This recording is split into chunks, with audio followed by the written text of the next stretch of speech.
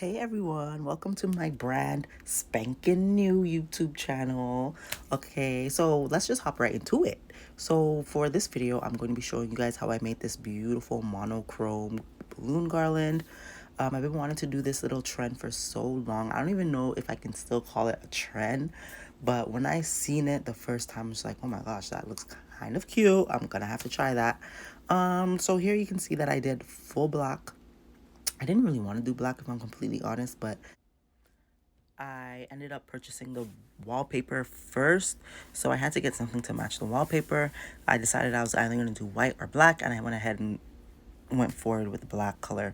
So right here, you can see me inflating my balloons. I'm using 3 different sizes for this garland. I'm using 18-inch that you just saw me throw in the air there. I'm using 12-inch, and I'm using, oh, child, when I tell you this balloon nearly gave me a heart attack. One thing about me, I'm gonna make an ugly face. Like, I don't know. But back to what I was saying. So, and 5-inch. So 18-inch, 12-inch, and 5-inch. Okay, so I'm just blowing them up.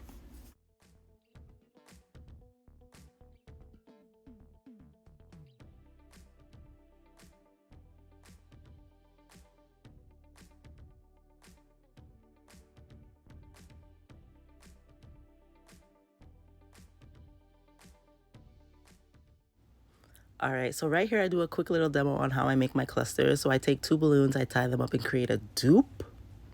I'm gonna grab another dupe. I'm gonna twist them together and create a quad. And then I'm gonna get another quad, put my 2 quads together and create a cluster of 8 balloons. So for me personally, I like it when my clusters have like different balloon sizes.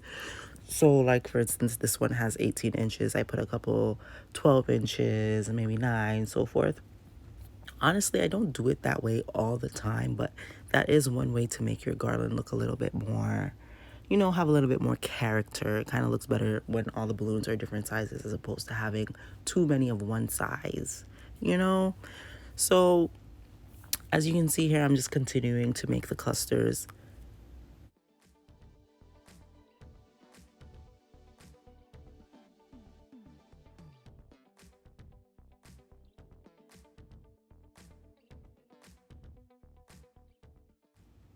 All right, so after the clusters are made, I can get into creating the balloon garland, not without a little dance session.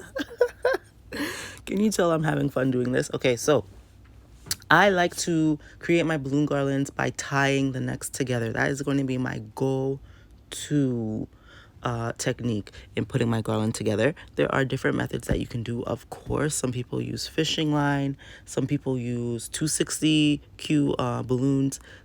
I've seen people use ribbon, right? There are a bunch of different ways, but my go-to almost 100% of the time, if I can, I'm tying those necks together.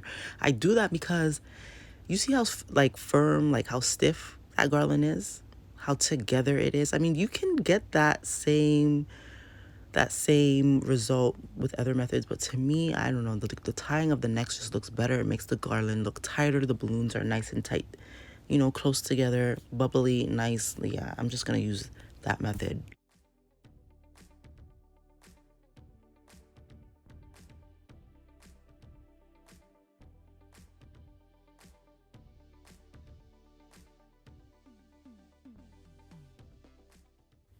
So right here, you're gonna see me actually attach the stand to the backdrop. It was actually just leaned up against the wall. So this is actually a poster stand that I'm using, and I'm also using insulation board, which is very, very light. I got this technique from AO Balloons. You can watch her on YouTube. You can follow her on Instagram. She's pretty dope, right? Nice and sturdy. I literally just used tape, duct tape. Look right here. Hey, you hear how loud that smack was? I smacked myself, you know. So I realized I had forgotten something, so that's why I gave myself like the biggest smack in the world. But anyways, insulation board is very, very light. That's why I like to use it. The poster board, it just works very, very well. You just tape it on. Use a generous amount of duct tape though. I only put like 3 strips just for the purpose of this video. But if I'm actually doing an install for a client, I'm definitely plastering more tape on that because you will not have my backdrop going timber at your event, okay? All right, I'm just giving you a little show here, okay? All right, so now I'm gonna get into actually attaching the balloon garland to the backdrop. Now there are a variety of ways that you can do this. For this video, I'm doing the H method with duct tape and 260 Qs.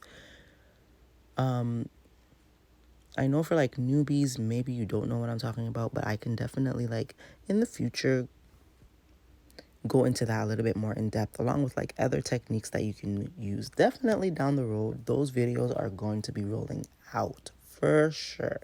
But I'm using the H method. My go-to though are spring clamps or whatever they're called. They're clamps. I can't use it for this board because my clamps don't open wide enough. This is a pretty thick board. It's over an inch wide. So I'm attaching the balloon garland here, once again using the H method. I tie the 260 into a loop and then I use that loop and wrap it around one of the balloons on the garland. And that does a pretty good job of attaching.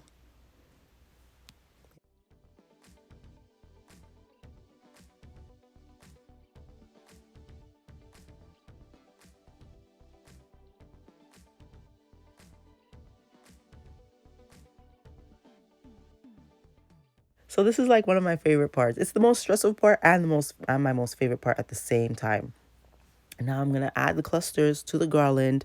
You know, this is where you start to give it shape. This is where you start to give it character. This is where the creativity really pops in.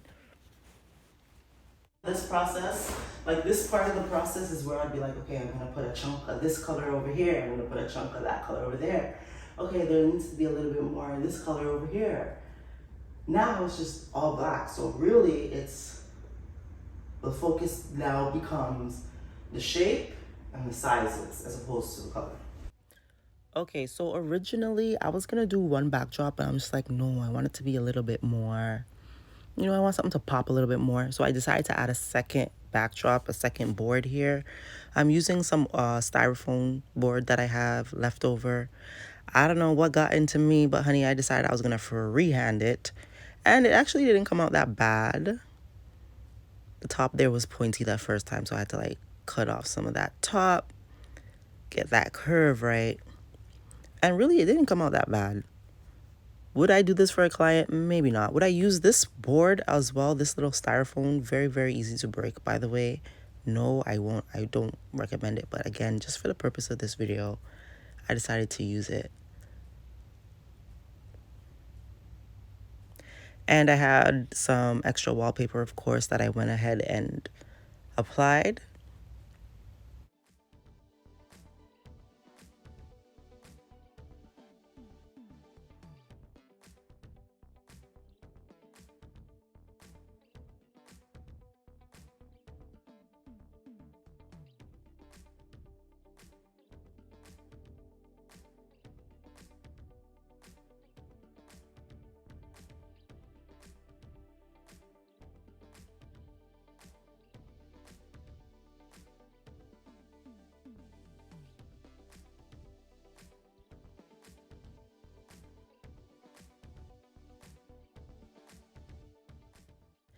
So now I'm making a quick little stand for the board here using a piece of leftover insulation board. So that purpley pinkish stand that you see me using came from that larger board in the back. Came in handy.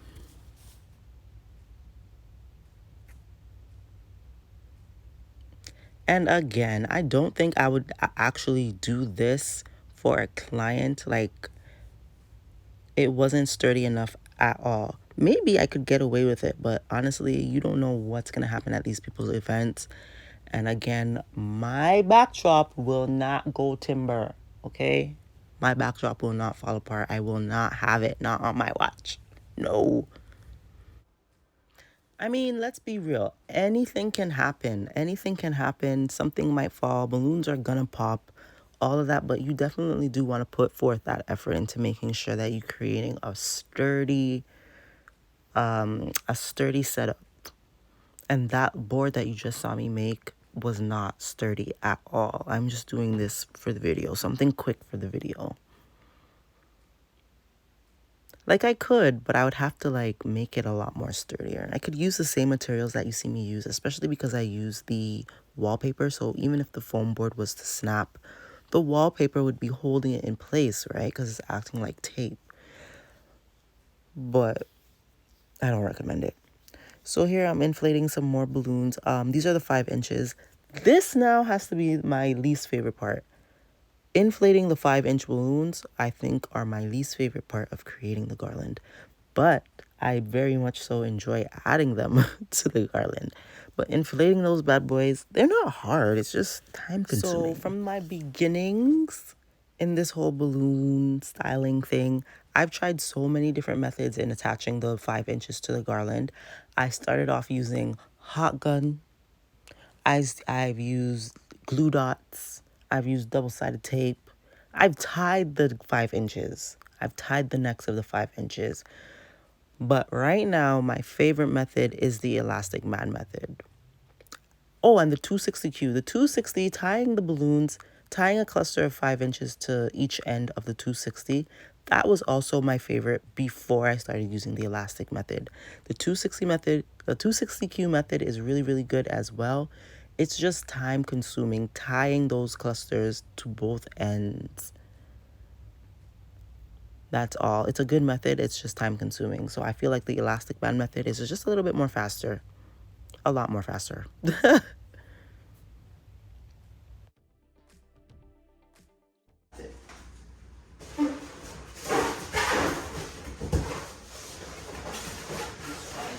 Tie this to...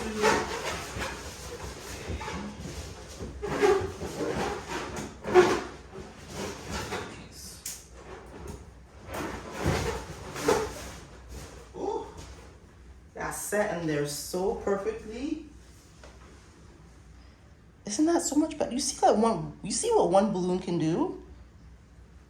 That's so much better. Oh my gosh, that little pocket was killing me. Okay. I still, especially now when I'm looking at this side compared to this side, like this side is not giving. And then down there in that little pocket, looks a little empty to me. But here's the thing. I have 4 balloons left. I have 4 12-inch balloons left. I have a few 18 inches. But I don't want to just throw 18 inches all over the place. I can definitely put one of the 18 inches right there, and I think that will solve my problem. And I'm gonna blow these 4 balloons left that I have left and put it somewhere here just to give it a little oomph, a little more body. Cause like over there looks really weak compared to this bigger side. Child, I got 4 left.